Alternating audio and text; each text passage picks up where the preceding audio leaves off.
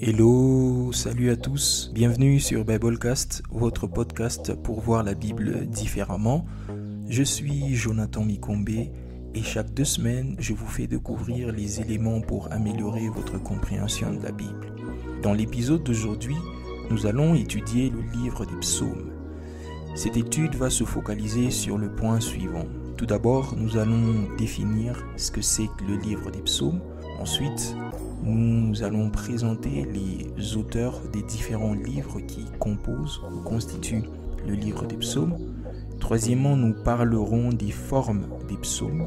Comme 4e point, nous allons parler de la structure ou de la subdivision du livre des psaumes. Et enfin, nous allons parler de quelques règles d'interprétation du livre des psaumes. Alors, installez-vous confortablement et on se lance.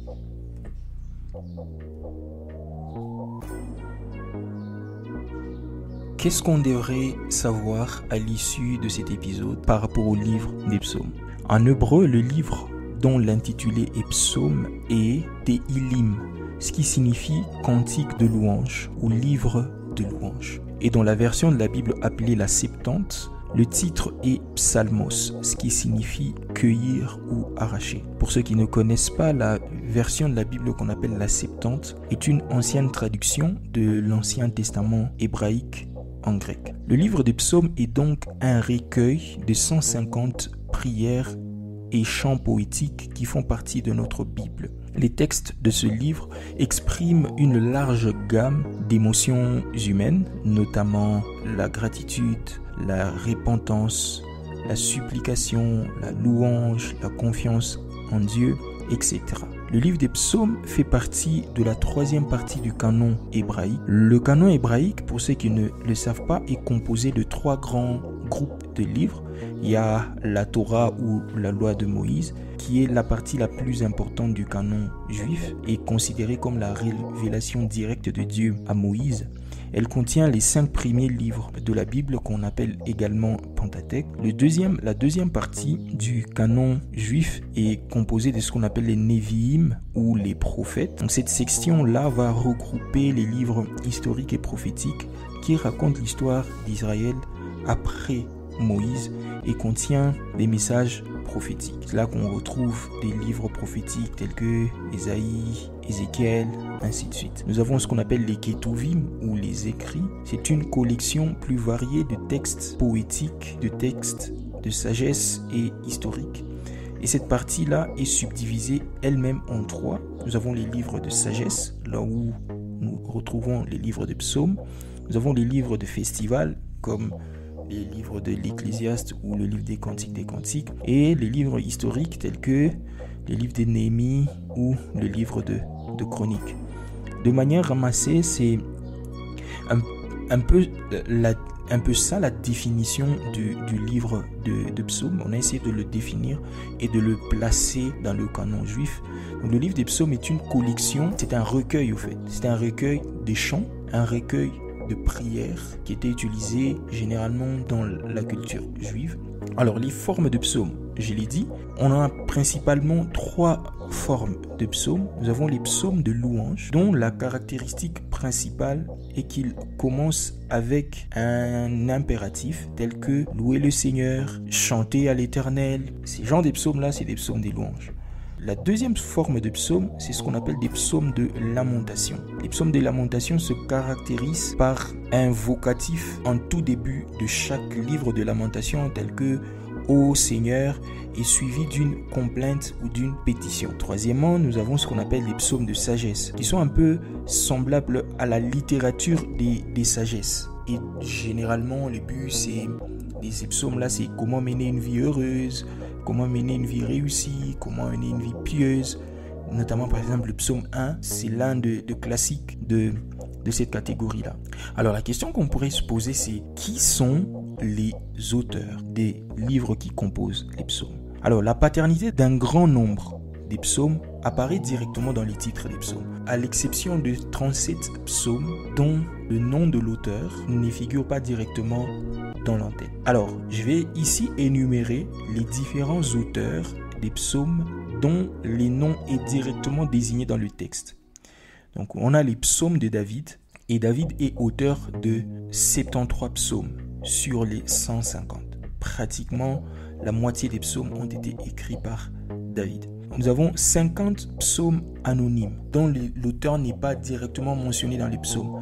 Donc, on a le psaume 1, le psaume 2, le psaume 10, le psaume 33, le psaume 43, le psaume 71, le psaume 91, la partie allant du psaume 93 à 97, la partie allant du psaume 104 à 107, le psaume 118, 119, le psaume 135, le psaume 137 et enfin la partie allant du psaume 146 à 150. C'est des psaumes qui sont anonymes, dont les auteurs ne sont pas directement mentionnés dans le texte. Nous avons les psaumes d'Asaph. Asaph, c'était le chef de chœur de David. Donc, quand vous lisez 1 Chronique 15, 1 Chronique 16, vous retrouvez l'histoire d'Asaph. Nous avons également les psaumes des fils d'Asaph qui sont mentionnés dans Néhémie chapitre 7. Et Asaph et ses fils ont écrit 12 psaumes. Donc, le psaume 50 et ensuite la partie allant du psaume 73 au psaume 83. Nous avons le psaume des fils de Corée. Les fils de Corée étaient une famille des Lévites musiciens. Quand vous lisez 1 Chronique 9, 1 Chronique 15, vous voyez leur histoire. Ils ont écrit 11 psaumes. Donc le psaume 42 à 49, excepté le psaume 43, et également le psaume 84 à 88, excepté le psaume 86. Il y a les psaumes de Jéduthun qui en a écrit 3, le psaume 39, le psaume 62 et le psaume 77. Jéduthun était un lévite et un chef de chœur. Il y a le psaume de Salomon qui en a écrit 2, le psaume 72 et le psaume 127. Et enfin, on a le psaume de Moïse, il en a écrit un seul, le psaume 90. Il s'agit là des auteurs des différents livres qui composent le livre de psaumes. Le livre de psaumes est subdivisé en 5 grands livres. Le premier, c'est ce qu'on appelle le psaume livre 1, qui va du psaume 1er au psaume 41.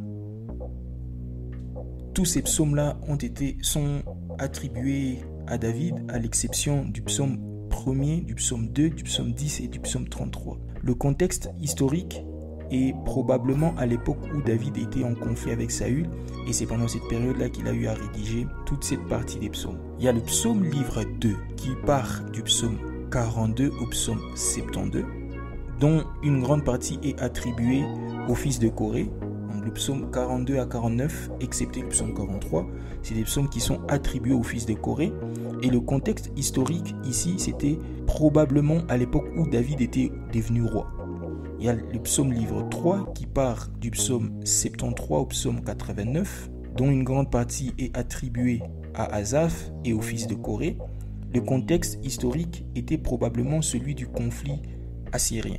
Il y a le livre de psaume 4 qui part de psaume 90 à psaume 106, dont une partie est attribuée à David, c'est-à-dire le psaume 101 et 103, le psaume 90 à Moïse, et les autres psaumes sont des psaumes anonymes. Et le contexte historique ici, c'était à l'époque du conflit babylonien. Le livre 5 qui part du psaume 107 au psaume 150, et dont la partie du psaume 146 à 150 sont des psaumes de louange qui commencent par louer l'Éternel. Le contexte historique ici était probablement celui de l'espérance dans les bénédictions futures. Ce sont là les différentes subdivisions des livres des psaumes. Donc on en a 5, on en a le livre 1, le livre 2, le livre 3, le livre 4 et le livre 5. Quelle est la meilleure approche à suivre pour pouvoir interpréter un psaume? Comment nous, aujourd'hui, en tant qu'enfants de Dieu, nés de nouveau, devrions-nous interpréter ces psaumes et les appliquer à notre vie quotidienne aujourd'hui? L'interprétation du livre de psaumes repose sur 3 éléments essentiels. Le premier élément, c'est le contexte historique. Le deuxième élément, c'est le contexte littéraire. Et le troisième élément, c'est le contexte théologique. Donc, lorsqu'on veut interpréter un psaume, on devra tenir compte de ces 3 éléments. Le contexte historique du psaume. C'est dans quel contexte l'auteur a rédigé, a écrit ce psaume. Et généralement, dans le psaume lui-même, vous voyez dans le tout premier texte d'en-tête on le dit, psaume de David, lorsqu'il se faisait poursuivre par Saül. C'est dans ce contexte-là d'abord que vous devrez lire le psaume. Lire le psaume dans le contexte d'un David qui est poursuivi par Saül pour des faits qu'il n'a pas faits. Pour rien. Il ne comprend pas pourquoi Saül essaye de le tuer ou en veut à sa vie. C'est dans ce contexte-là que vous devriez lire et comprendre les paroles de David, les prières que David adresse à Dieu. Deuxièmement, c'est le genre littéraire. Il y a plusieurs genres littéraires dans les psaumes. Il y a les parallélismes, il y a les hyperboles, ainsi de suite. Et le psaume, c'est de la poésie hébraïque. C'est reposé sur des principes de poésie hébraïque. Parfois, certains termes ne sont pas à prendre au mot. C'est de la comparaison, c'est de l'hyperbole. Et donc, on devrait considérer chaque psaume dans son genre littéraire. Troisièmement, nous devons interpréter le psaume à la lumière du Nouveau Testament. C'est au fait ça qui va nous aider à tenir compte du contexte théologique. Nous avons deux éléments ici. Parce que la plupart des psaumes sont des psaumes messianiques. Et pour la plupart, ils ont trouvé leur accomplissement en Christ. Lorsque vous lisez le psaume 22 par exemple, c'est une prophétie messianique. Et ces psaumes-là doivent s'interpréter à la lumière de ce que Christ a accompli. Non seulement ça, la deuxième des choses, c'est qu'il y a plusieurs personnages dans la Bible, plusieurs auteurs dans la Bible qui ont interprété les psaumes dans une perspective de la Nouvelle Alliance. Que ce soit Paul, que ce soit Pierre, que ce soit Jésus lui-même, plusieurs personnages, plusieurs auteurs du Nouveau Testament ont interprété ou ont fait allusion aux psaumes de l'Ancien Testament. Nous arrivons à la fin de cet épisode où nous avons fait une petite étude sur le livre des psaumes. Ce qu'il faudrait retenir de l'épisode d'aujourd'hui, c'est que tout d'abord, le livre des psaumes est un recueil de prières et des chants poétiques qui font partie de la Bible. Et les textes de ces psaumes-là expriment une gamme variée des émotions humaines, notamment la tristesse, la joie, la gratitude, la repentance, ainsi de suite. Si cet épisode vous a plu, pensez à vous abonner, à partager et à laisser un avis sur votre plateforme préférée. Rendez-vous la semaine prochaine. Nous allons parler de l'épître de Paul aux Romains. À très vite pour un nouvel épisode. Et d'ici là, prenez soin de vous et continuez à approfondir votre étude sur le livre des psaumes. Peace.